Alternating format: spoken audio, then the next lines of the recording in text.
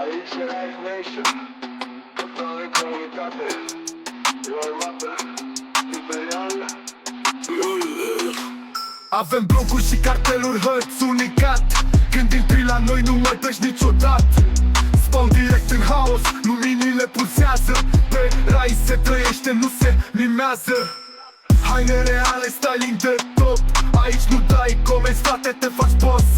Mașini germane, motorul urlă grav. La voi e 1-0, la noi e next gen swag. Cu safe zone, cu respect, dar și lege de stradă. Cine încearcă scandal, dispare din hartă. Cine ne în live, poză în telefon. Voi faceți glume, noi scriem un sezon. La cu energie, Rise sus, n-are frână, n-are scală. Ne-am pisat pe imperial, fără nicio teamă.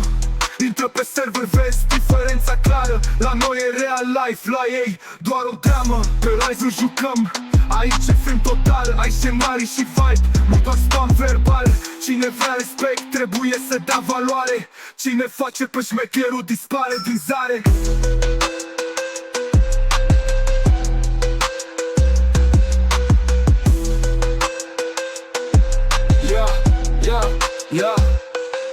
Inventorii curat, interfețe de lux.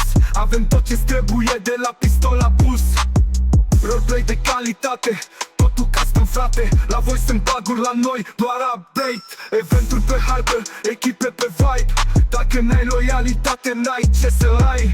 Adminii nu dorm, justiție pot pune. Nu te salvează prietenii când intri în spume. În roleplay cu cap, nu cu prostie. Aici n-ai voie să faci catering în primărie. Visă și-o serios, atunci ești de-al nostru. Dacă nu rămâi să plângi pe forumul vostru. Cu element cu prima ales pe final. Rise e nume greu, nu doar un server banal. Ne-am pisat pe imperial și nu e gluma final. Fiecare player e parte din poveste. Cine intră la noi nu mai are de plecat. Este Kevin out, serverul e sus 24/7, MF nu-i sână și restul sunt doar loading.